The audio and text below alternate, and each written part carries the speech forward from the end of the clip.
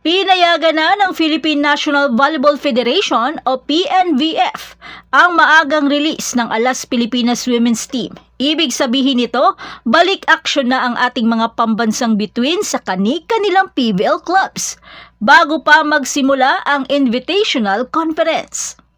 Dapat sana hanggang October 15 pa ang national team period. Pero dahil wala nang nakalinyang kompetisyon, nagpasya sina PNVF President Tat Suzara at National Team Chairman Ricky Palou, bakit pa sila hahawakan? Kailangan na sila ng kanilang mga clubs at sabik na rin ang mga fans na makita silang muli sa laro.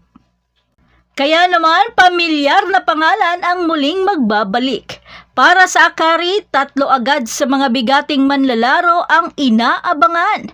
Kasama dito sina Mars Alba, ang matagal nang inaabangan lalo na matapos umalis sa Choco Mucho. Ngayon, handa nang ipakita ang kanyang husay bilang setter. Justin Hazareno, fresh pa mula sa pagkapanalo ng Best Libero sa CV League Leg 2. Asahan ang matinding depensa nito. At Fifi Sharma, isa sa mga consistent na national team players, magdadala ng karanasan at stability sa depensa ng Akari.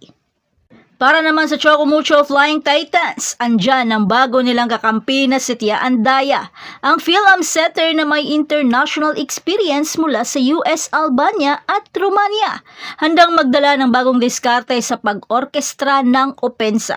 At si Madi Madayag, dating best middle blocker, galing pa sa stint sa Japan SV League na magdadagdag ng veteran presence para sa Choco Mucho.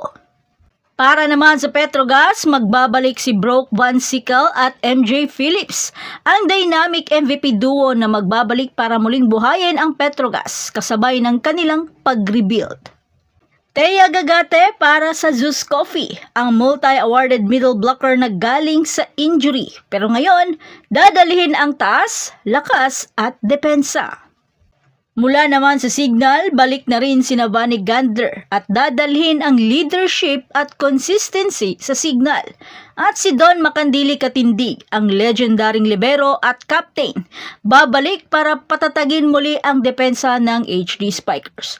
Habang lalakas ang PLDT sa pagbabalik ni Del Palomata, ang veteran presence at kamakailang awardee bilang top defender sa Alas Pilipinas. Kasabay ni Alia Malalua na dating UAAP champion, ngayon ay magdadala ng bagong firepower para sa PLDT. Sa Capital One naman, makikita na ang kanilang top pick na sina Bella Belen, ang reigning number 1 draft pick. Dala ang championship mentality mula sa UAAP. At si Lela de la Cruz, dating number 2 pick, ngayon lang makakalaro sa PVL. Handa nang magpasabog ng opensa. At syempre, inaabangan pa rin ng fans si Gia Di Guzman, ang 8 beses na best setter ng PVL at galing pang Japan SV League.